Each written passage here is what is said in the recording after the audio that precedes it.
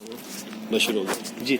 अच्छा, मेरा पहला सवाल यही है कि पहले तो आपको मुबारक हो क्योंकि अब ये उसमें रिकॉर्डिंग में आ रहा है। तो पहला सवाल तो ये है कि आपने सिलेक्शन हुआ, ये मेरे ख्याल से पोस्टें जो है वो कब आई थी? फरवरी में आई थी। और फरवरी से भी पहले मैंने क्या किया था कि फरवरी से पहले मैंने एक वीडियो बनाई थी और वो पोस्ट कर दी थी, क्योंकि पहले से आ रहा था कि JST PST आने वाला है। JST तकरीबन 1 साल पहले से ये इसका बूम आ गया था। और मैंने वीडियो को जो है वो अपलोड किया यूट्यूब पे अपने चैनल पे, तो उसने मोर देन मेरे ख्याल से 20,000 के करीब जो है व्यूज, आप देखेंगे मिल जाएगा, मैं शेयर कर दूंगा। उसके बाद फिर फरवरी के अंदर ये पोस्टें आ गई और उसके बाद अभी सितंबर के अंदर इसके टेस्ट हो गए। माशाल्लाह से हमारे सेंटर से अब तक की इतलात है, सिर्फ JST के अंदर जो है वो 7 स्टूडेंट्स जो है हो गए। 2 गर्ल्स हैं माशाल्लाह, यहीं पे बैठी हुई है यहाँ पे हमारी 2 गर्ल्स बस, ठीक है। तो उसके बाद जो है वो अब इस वक्त ये वीडियो इसलिए बना रहा हूँ कि आप बताइए कि क्या होगा। पहली चीज ये कि अगर लेट सपोज के हमारे यूसी में से 20 का मेरिट आ गई कि 20 लड़के सिलेक्ट हो गए और उसमें 12 पोस्ट है, तो क्या होगा?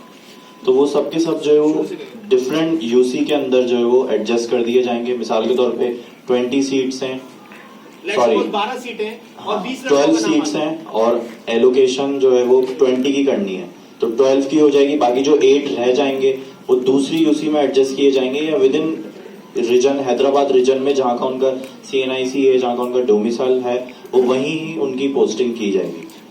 तो जो यानी कि उनको भी यानी कि जिनका भी मेरिट लिस्ट में नाम आ गया है, मींस कि उनकी जॉब हो गई है। जी बिल्कुल, ये प्रूव है कि आपने जो है वो क्वालिफाई कर लिया है, आपको जॉब मिलनी ही मिलनी है, क्योंकि वो मेरिट लिस्ट है, उस पर मेन हेडिंग पे लिखा हुआ है दिस इज मेरिट लिस्ट। क्योंकि इतनी वैकेंसी भी थी, जितने उसमें नाम आए ना, जिन्होंने क्लियर किया है। ठीक है, अब ये बताइए कि कैसे सिलेक्शन हुआ, क्या तब्दीली आई थी, क्राइटेरियन क्या था और अब क्या हो गया?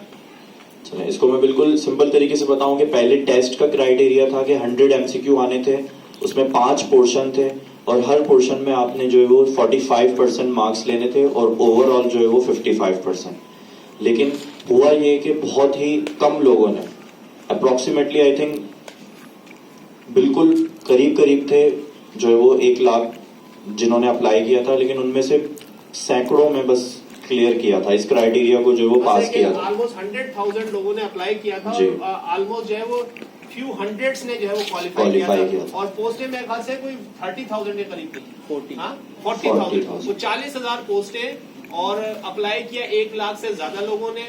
और जो रिजल्ट आया, क्योंकि क्राइटेरियन बहुत टफ बना दिया गया था कि आपको 5 पोर्शंस दे दिए गए थे कि ये मदर टंग का, उर्दू सिंधी का था, इसके लिए इंग्लिश था, जनरल नॉलेज था, साइंस था, कंप्यूटर साइंस था, तो 5 पोर्शंस बना दिए गए। अब उन्होंने कहा कि हर पोर्शन में पास होना है। तो जैसे हुनैन थे अभी डिस्कस कर रहे थे कि इन्होंने जो है वो ये फेल हो गए किसके अंदर, मदर टंग में, उर्दू में फेल हो गई। और बाकी में इनके हाईएस्ट मार्क्स मीन्स ये भी बता रहे थे कि 20 आउट ऑफ 20 मैथमेटिक्स में थे, साइंस के अंदर भी ऑलमोस्ट 80% थे, 18 20 में से 18। तो इस तरह से सिर्फ ये उर्दू में मारे गए, तो इस वजह से इनका भी नाम पहली लिस्ट में नहीं आया।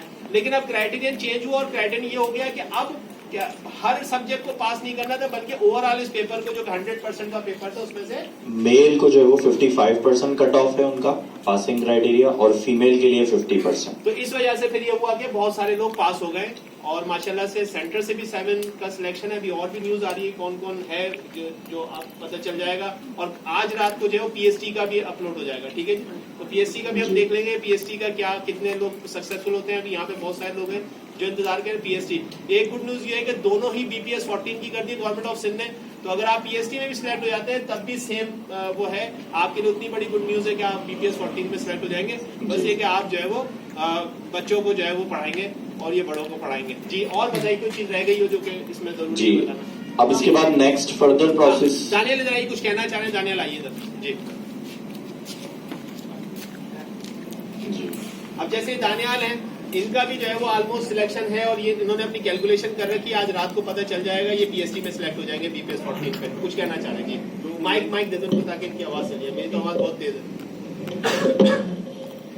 उन्होंने जो कहा है वो मतलब वो तो है, उसमें एक चीज को मैं ऐड कर रहा हूँ कि ये भी है कि मिसाल के तौर पे आपके पास अगर 200 सीट थी आपके रीजन में और वो कंप्लीट हो गई है, लेकिन आपका लिस्ट में नाम है, तो आपको वेटिंग पे रखेंगे। जो लोग ये रिटायरमेंट होते हैं ना हर साल, यानी कि आपको जॉब तो मिलनी है, लेकिन अब क्या होगा, आप वेटिंग में रहेंगे, जैसे वो कोई रिटायर होगा तो आपको मिल जाएगी जॉब, लेकिन जॉब जरूर मिलेगी। ऐसा नहीं है कि जो मेरिट लिस्ट में नाम है उनके तो उनके अलावा नहीं मिलेगी। नाम है आपका तो मिलेगी जरूर, क्योंकि वो अगर आपके रीजन में भी कंप्लीट हो जाती है जॉब तो जैसे रिटायरमेंट होते रहेंगे तो आपको उसकी जगह पर यानी कि आप ये कह रहे हैं कि जो हमने अभी बात की कि लेट सपोज के 20 पोस्टें थी और 25 लोग क्वालिफाई कर गए और पूरे डिस्ट्रिक्ट में जो है उनको भी 25 पोस्टें नहीं जी। थी, तो फिर जो होगा ये कि वो फिर वेटिंग लिस्ट में रहेंगे जी। और जब उस डिस्ट्रिक्ट के अंदर कोई बंदा रिटायर होगा तो तो फिर उसके उसको जॉब मिले। इट मीन्स के ऐसा बहुत रेयर होगा। गुड न्यूज ये है कि ऑलमोस्ट आप सब खप जाएंगे इसी के अंदर, क्योंकि अभी भी बहुत सारी वैकेंसीज हैं यार, ऐसा हो नहीं सकता। अभी टोटल आपके पास 17,000 थे जीएसटी के, लेकिन ओवरऑल जो सिंध में अभी अपॉइंटमेंट हुई है वो 13,000 है, 4,000 अभी भी हैं ठीक है। तकरीबन। तो और कोई चीज कोई सवाल हो तो आप करना चाहें तो कर सकते हैं। हाँ, डॉक्यूमेंट्स का बताएं क्या आप करना है, वो क्या डिपार्टमेंट कहाँ जाना है, हैदराबाद में किस जगह अप्लाई करना है। बस ये जीएसटी की लिस्ट के बाद पीएसटी की लिस्ट लगेगी, फिर आपको जो है वो थ्रू कॉल या फिर मैसेज वगैरह आएगा या एक जर्नल नोटिफिकेशन आ जाएगा कि ये डॉक्यूमेंट्स हैं।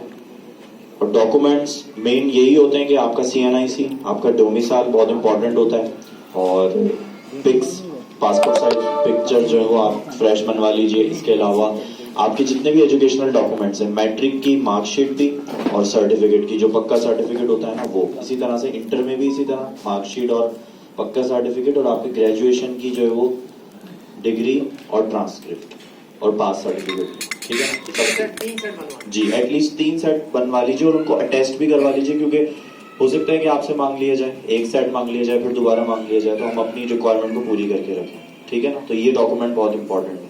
और कोई सवाल हो तो